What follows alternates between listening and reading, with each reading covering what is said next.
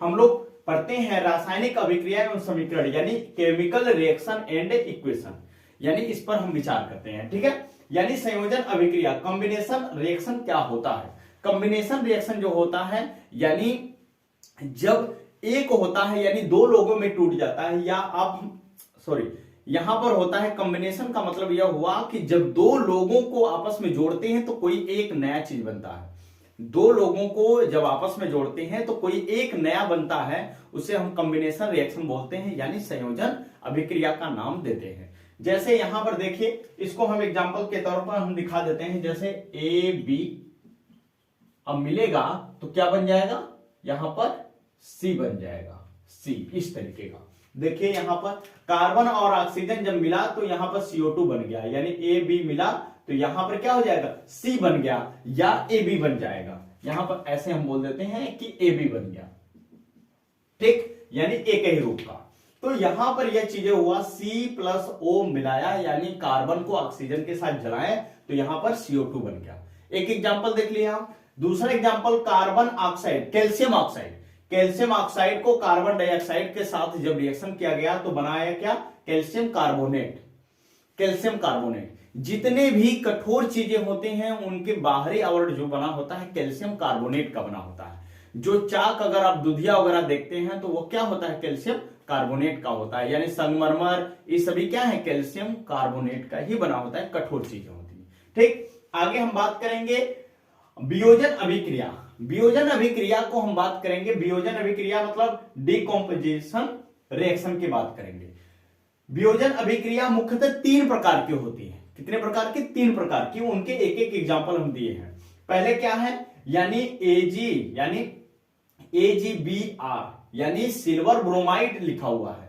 Silver bromide यानी सूर्य प्रकाशी वियोजन अभिक्रिया होता है। प्रकाशी वियोजन अभिक्रिया का मतलब जब सूर्य की उपस्थिति में इनको अगर रखा जाएगा तो सिल्वर और क्या है, ब्रोमीन अलग हो जाते हैं, टूट जाते हैं। यानी यहां पर हम बोल सकते हैं, यहां पर दिखा सकते हैं कि जब AB है, कोई भी प्रॉब्लम होता है यहां पर, कोई भी जैसे उष्मा दे दिया जाए या सूर्य के प्रकाश की उपस्थिति में रख देंगे तो यह A+B के रूप में क्या हो जाएंगे, टूट जाते हैं। ठीक है, यानी टूट जाएंगे तो उसको हम क्या बोलते हैं, यानी डिकम्पोजिशन रिएक्शन, या आप कहेंगे वियोजन अभिक्रिया नाम देंगे। ठीक, यहां पर सूर्य की उपस्थिति में इसे समीकरण को बैलेंस करने के लिए क्या करता है, यानी सिल्वर ब्रोमाइड तो लिखा है, यहां Br2 है, यहां पर 1 है तो यहां पर 2 का इंटू कर दीजिए। सिल्वर 2 हो गया तो सिल्वर के आगे भी 2 का इंटू कर देंगे। यह क्या है, समीकरण संतुष्ट भी है यानी संतुलित भी है। ठीक, इसको कहेंगे क्या, आप कहेंगे प्रकाशीय वियोजन अभिक्रिया कहेंगे। इसी का एक एग्जांपल होता है सिल्वर क्लोराइड। सिल्वर क्लोराइड को भी सूर्य की उपस्थिति में रखेंगे तो सिल्वर और क्लोरीन अलग अलग हो जाते हैं, तो वहां पर भी हम देखने के लिए मिलता है कि प्रकाशीय वियोजन अभिक्रिया कैसे होती है। ठीक, अब नेक्स्ट क्या है, NaCl। NaCl जो है यह वैद्युत वियोजन अभिक्रिया, वैद्युत की वजह से वैद्युत देते हैं तो यह अगर हम इसको तोड़ेंगे वैद्युत देकर तो यहां पर सोडियम प्लस और क्लोरीन माइनस में टूट जाता है, तो इसको हम क्या कहते हैं, इसको बोलते हैं वैद्युत वियोजन अभिक्रिया का नाम देते हैं। ठीक, आगे हम बात करेंगे कैल्शियम कार्बोनेट। अभी जो बताए हैं ऊपर कि कैल्शियम कार्बोनेट है उसको जब हम उष्मा दे देते हैं, क्या दे देते हैं, उष्मा दे देते हैं तो यह बना देता है कैल्शियम ऑक्साइड और प्लस क्या बना देता है, कार्बन डाइऑक्साइड। जो गैस होती है उनको तीर से ऊपर दिखाकर हम दिखा देते हैं कि ऊपर गैस जाता है, यानी कैल्शियम ऑक्साइड और कार्बन डाइऑक्साइड इस तरीके से बनता है। तो वियोजन अभिक्रिया डिकम्पोजिशन रिएक्शन जो होता है यह मुख्यतः 3 प्रकार के होते हैं। पहला है प्रकाशीय वियोजन, प्रकाशीय वियोजन, दूसरा है क्या है, वैद्युत वियोजन, और तीसरा क्या है, उष्मीय वियोजन। यानी तीनों का एग्जांपल हम दे दिए। ठीक, आगे हम देखते हैं यह एग्जाम में कैसे आएगा। कोई रिएक्शन देकर पूछेगा कि ये रिएक्शन के साथ क्या हो रहा है, इसमें संतुलित, ये सभी के सभी समीकरण क्या है, संतुलित हैं। आगे यह संतुलित नहीं था तो हम संतुलित भी कर लिए, इसके साथ साथ संतुलित करना भी हम सीख रहे हैं। ठीक है, हाँ आगे क्या है, यहां पर आगे तीसरा है आपका, यहां पर तीसरा जो है एकल विस्थापन अभिक्रिया, single displacement reaction. Single displacement reaction यानी एकल विस्थापन अभिक्रिया। एकल विस्थापन अभिक्रिया में पहले आप जानेंगे नॉर्मल क्या है, यानी यह M है यानी मेटल, किसी भी मेटल को ए बी कोई पार्ट्स है उसमें ऐसे जब इसके साथ मिलाते हैं तो ये कैसे अलग होते हैं। डिस्प्लेसमेंट का मतलब विस्थापित होना, किसी के साथ जुड़े रहना, उसके साथ निकल जाना। कोई और अगर ज्यादा रिएक्टिव वाला आ जाता है तो उसके साथ हम भाग जाते हैं यानी अलग हो जाते हैं।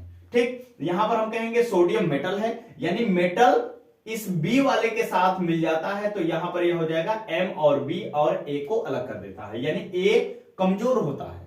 ठीक, ए बी के अपेक्षा कमजोर होता है इसलिए बी के साथ वो जुड़ जाता है और ए के छोड़ देता है। ठीक, यहां पर एस है तो सोडियम यहां HCl है, रिएक्शन किया गया, यहां पर क्या हो गया आपका, यानी यहां पर हुआ क्या कि HCl जो बना देता है सोडियम क्लोराइड बना दिया और हाइड्रोजन गैस बना दिया।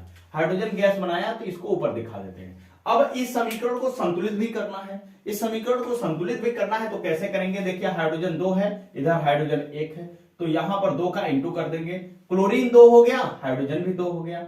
यहां पर हम 2 का इंटू कर दे तो 2 सोडियम 2 क्लोरीन, 2 हाइड्रोजन था तो हाइड्रोजन को 2 बनाए तो क्लोरीन भी 2 हो गया। अब 2 क्लोरीन को बनाने के लिए सोडियम भी 2 हो गया तो 2 सोडियम के आगे भी रख दिया, यहां पर समीकरण संतुलित हो गया। ठीक, आगे हम बात करेंगे द्विविस्थापन अभिक्रिया। द्विविस्थापन अभिक्रिया यानी हम डबल डिस्प्लेसमेंट रिएक्शन के बारे में पढ़ेंगे। यहां पर तो केवल एक स्थान छोड़ेगा, यहां पर दोनों अपना स्थान चेंज करेंगे, उसको बोलते हैं डबल डिस्प्लेसमेंट रिएक्शन यानी द्विविस्थापन अभिक्रिया। ठीक, इसमें क्या होता है, बेरियम क्लोराइड सिल्वर नाइट्रेट के साथ जब रिएक्शन होता है तो बनाता है barium nitrate plus silver chloride बनाता है। अब यहां पर वास्तव में हुआ क्या, यानी बेरियम क्लोराइड, बेरियम छोड़ दिया क्लोरीन को, बना दिया किसके साथ, नाइट्रेट के साथ। देखिए यहां पर AB प्लस CD यहां पर लिखा हुआ है, A D के साथ जुड़ गया और B C के साथ जुड़ गया, यानी B जो है नाइट्रेट बनाया तो नाइट्रेट के ऊपर -1 चार्ज होता है इसलिए 2 होता है बेरियम के ऊपर, यहां पर इसलिए 2 का हम इंटू कर दिए, यानी यह बना देता है बेरियम नाइट्रेट का सूत्र। ठीक, उसके बाद सिल्वर क्या कर देता है, क्लोराइड के साथ यानी क्लोरीन के साथ जुड़ जाता है।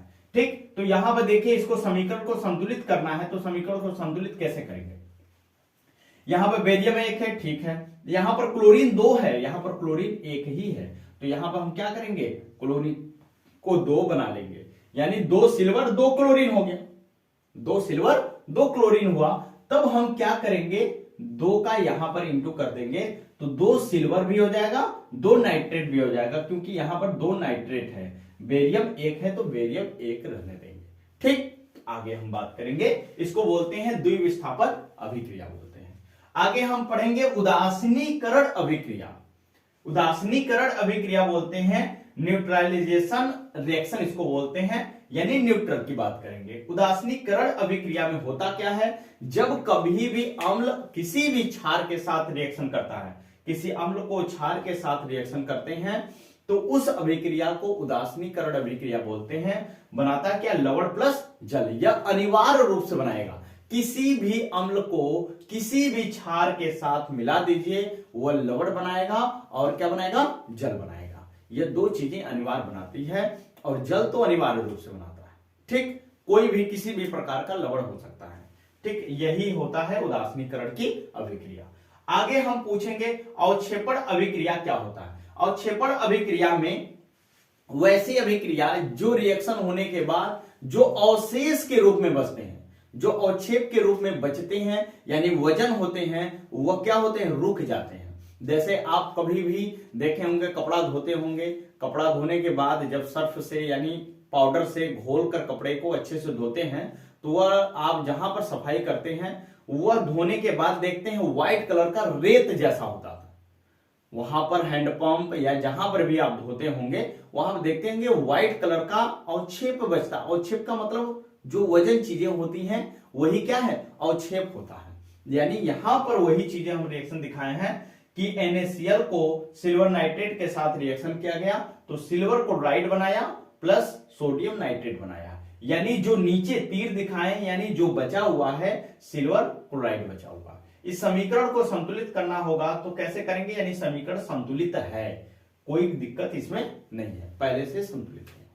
ठीक, आगे हम देखते हैं, यहां ऑक्सीकरण ऑक्सीकरण क्या होता है वास्तव में? ऑक्सीकरण यानी ऑक्सीडेशन, यानी ऑक्सीडेशन इसमें होता क्या है, पहले इसको बहुत एकदम बारीकी से समझिएगा, क्योंकि इसी को समझ लिए आप तब यहां पर जो रेडॉक्स अभिक्रिया के कंडीशन होते हैं उसको आप अच्छे से समझ पाएंगे। या कभी समीकरण देता है किसके साथ अपचयन हो रहा है, किसके साथ ऑक्सीकरण हो रहा है, ऐसा पूछा जाता है, तो जब इसको जानेंगे तभी आप जान पाएंगे।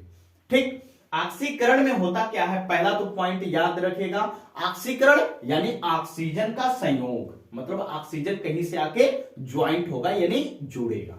ठीक, दूसरा पॉइंट हाइड्रोजन का निष्कासन, यानी जो भी चीजें रहेंगे उसमें से हाइड्रोजन निकलेंगे, हाइड्रोजन क्या होगा, निकलेगा, निष्कासित होगा, बाहर जाएगा। ठीक, अब यहां पर तीसरा पॉइंट क्या है, तीसरा पॉइंट सबसे इंपॉर्टेंट है, इलेक्ट्रॉन की कमी होनी। ऑक्सीकरण की अभिक्रिया में इलेक्ट्रॉन की कमी होती है। पहला पॉइंट क्या, ऑक्सीजन की कमी, ऑक्सीजन का संयोग होता है, ऑक्सीकरण में ऑक्सीजन का संयोग, हाइड्रोजन का निष्कासन, जहां ऑक्सीजन का संयोग हो वहां हाइड्रोजन का क्या होगा, बाहर निकलना यानी निष्कासित होगा। ऑक्सीकरण में ऑक्सीजन का संयोग, हाइड्रोजन का निष्कासन, वहां पर इलेक्ट्रॉन की कमी होती है। क्या होती है, इलेक्ट्रॉन की कमी होती है। अब हम बात करेंगे, ऑक्सीकरण की बात कर लिए, ऑक्सीडेशन की बात कर लिए, यहां पर तीन कंडीशन आपको याद रखना है, ऑक्सीजन का संयोग, हाइड्रोजन का निष्कासन, इलेक्ट्रॉन की कमी। यहां पर हम करेंगे अवकरण या अपचयन, रिडक्शन। यहां पर तीन चीजें यहां पर भी पढ़ेंगे, ऑक्सीजन का निष्कासन, यहां पर क्या होगा, ऑक्सीजन का निष्कासन यानी ऑक्सीजन निकलेगा, और यहां पर हाइड्रोजन का संयोग होगा। क्या होगा, हाइड्रोजन का संयोग होगा, और इलेक्ट्रॉन की क्या होगी, वृद्धि होगी। यहां पर ऑक्सीजन का निष्कासन अपचयन में, अपचयन या अवकरण कहेंगे इसको। ठीक, यानी ऑक्सीजन का निष्कासन, हाइड्रोजन का संयोग, इलेक्ट्रॉन की वृद्धि होती है। इलेक्ट्रॉनों में क्या होगा, इलेक्ट्रॉनों की संख्या में वृद्धि, उनको बोलते हैं क्या, अपचयन यानी रिडक्शन। ठीक, आगे हम बात करेंगे, 9वां पॉइंट है ऊष्माक्षेपी अभिक्रिया, एक्सोथर्मिक रिएक्शन इसको बोलते हैं।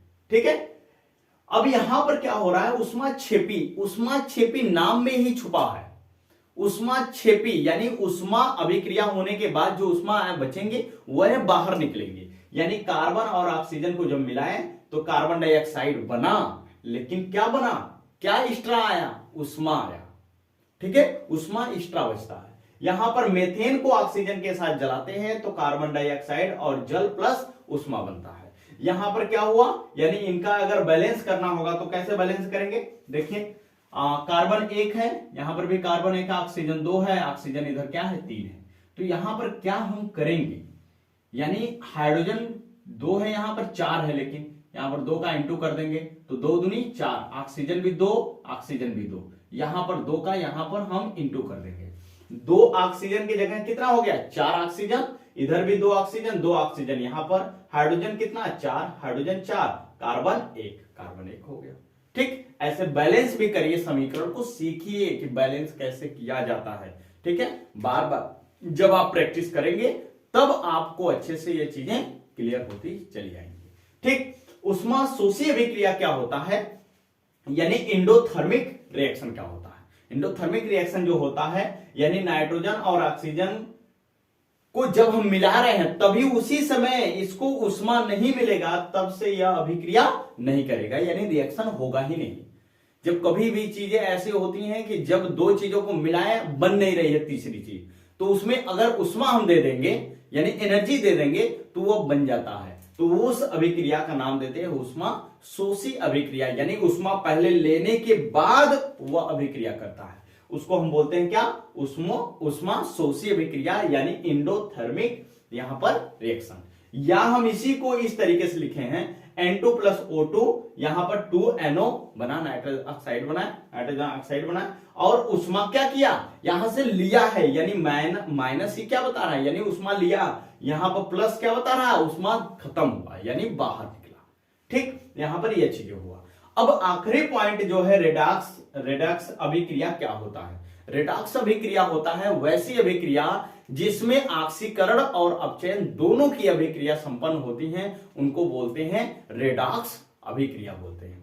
क्या बोलते हैं? रेडॉक्स अभिक्रिया बोलते हैं, जहां पर ऑक्सीकरण और अपचयन दोनों अभिक्रियाएं एक साथ संपन्न होती हैं, वहां पर हम बोलते हैं आपको क्या बोलते हैं? रेडॉक्स अभिक्रिया बोलते हैं। ठीक, अब यहां पर एग्जाम्पल के तौर पर हम सीखेंगे, दो एग्जाम्पल है यहां पर, बहुत इंपॉर्टेंट एग्जाम्पल है। ठीक है, यही हो सकता है यही आपके एग्जाम में एग्जाम्पल आ जाए, इसलिए आपको बारीकी से ध्यान देना है, उसको 2 बार 3 बार लिख लीजिए। ठीक, पहला क्या है? स्टेनलेस क्लोराइड जो है SnCl2 HgCl2 अभिक्रिया हुआ Hg2Cl2 प्लस SnCl4 होता है। अब यहां पर वास्तव में पहले इस अभिक्रिया को अच्छे से समझना है, तो इनके ऊपर यहां चार्ज पहले कर लीजिए। चार्ज कितना होगा? यहां पर देखिए 2 चार्ज है इसके साथ, यानी 2 चार्ज होगा तभी यह जुड़ सकता है। जब भी कोई कंपाउंड बनता है, याद रखिएगा, आप सीखे होंगे, नहीं सीखे हैं तो अभी आप सीखिए, जानिए। जब भी कोई कंपाउंड यानी यौगिक बनता है तो कोई भी चीजें उसके पास होती हैं तो इक्वल, यानी जो दो विपरीत होते हैं, यानी 2 तत्व होते हैं यौगिकों में, तो एक यौगिक एक तत्व पर जो प्लस चार्ज होता है उतने ही दूसरे वाले तत्वों पर क्या होता है? माइनस चार्ज होता है, तभी तो वह यौगिक बनेगा, नहीं तो नहीं बनेगा।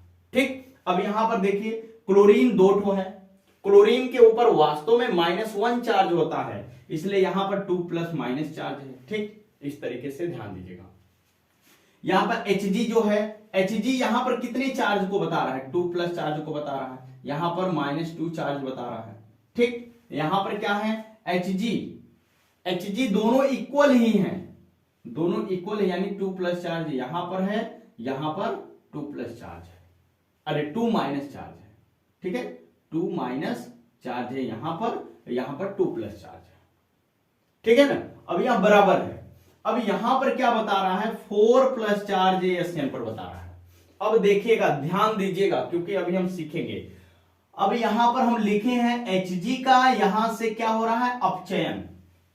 ध्यान दीजिएगा, अपचयन, तो अपचयन वाले पे जाइए, क्या हो रहा है? यानी इसमें इलेक्ट्रॉन की क्या हो रही है? वृद्धि हो रही है। यहां पर देखिए इलेक्ट्रॉन क्या है? इलेक्ट्रॉन यहां पर 2 प्लस चार्ज, ठीक है ना, 2 प्लस चार्ज इसमें से निकल रहा है। लेकिन यहां पर वास्तव में क्या हो रहा है?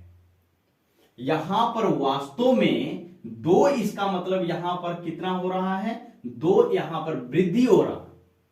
क्या हो रहा है? इलेक्ट्रॉन का वृद्धि हो रहा है, यानी यहां पर से अगर दोनों चार्ज अगर हटा दिया जाए तो यहां पर देखेंगे दोनों इक्वल ही है। दोनों इक्वल का मतलब क्या हुआ? अगर इसको हटा दिया जाए तो भी ये सही है, गलत नहीं है।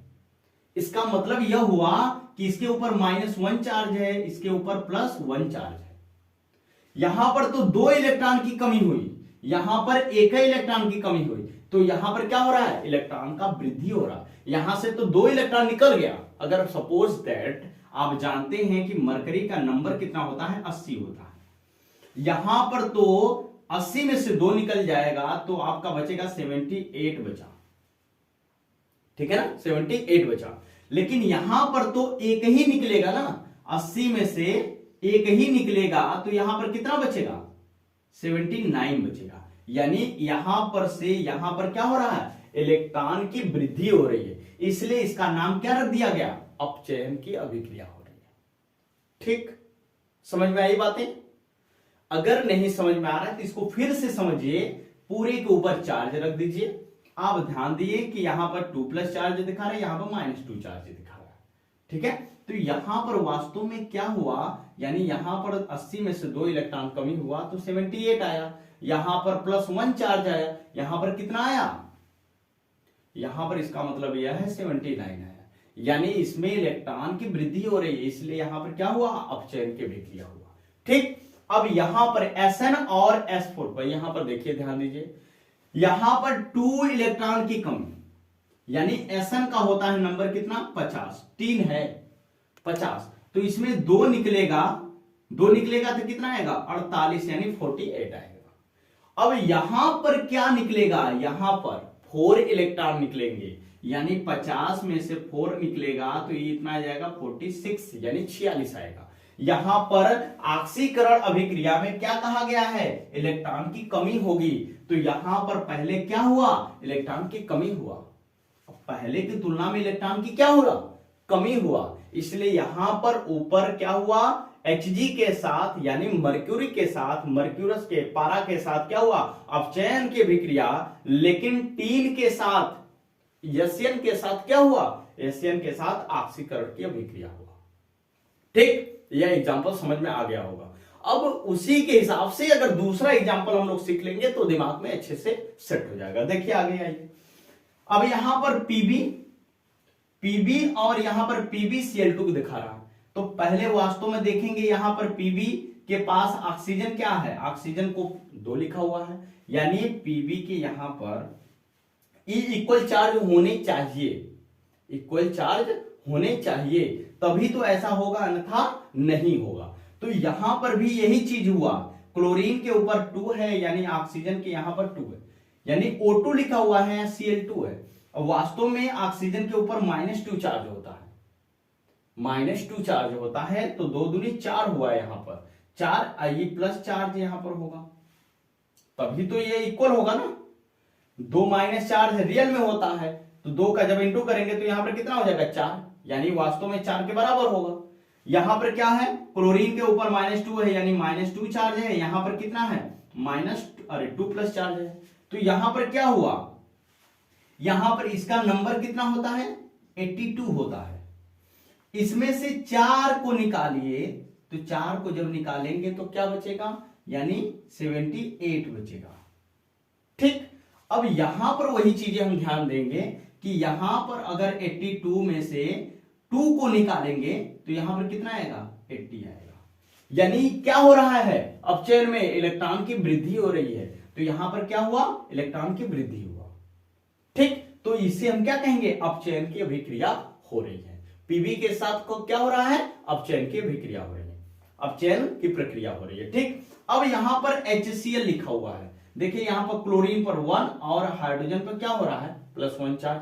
ठीक, यहां पर वास्तव में क्या हुआ, यहां पर तो हाइड्रोजन है, हाइड्रोजन तो और सरल है, यहां पर क्या कहा है, हाइड्रोजन का निष्कासन, यानी क्लोरीन को छोड़कर हाइड्रोजन निकल गया, यानी निष्कासित हो गया। तो हम इसको क्या कहेंगे, HCl यानी क्लोरीन के साथ क्या हो रहा है, ऑक्सीकरण की अभिक्रिया हो रही है कि हाइड्रोजन का निष्कासन हो रहा है। इन तीनों कंडीशनों में से कोई कंडीशन इसके अंदर लागू होगा तो वह अभिक्रिया के अंदर फॉलो आपको करना पड़ेगा। जैसे इसमें ऑक्सीजन और हाइड्रोजन कहीं निष्कासित नहीं हो रहा, न प्रवेश कर रहा है कुछ भी, तो हम इलेक्ट्रॉन की बात किए, अधिकता और कमी के आधार पर देखकर इसको बता दिए।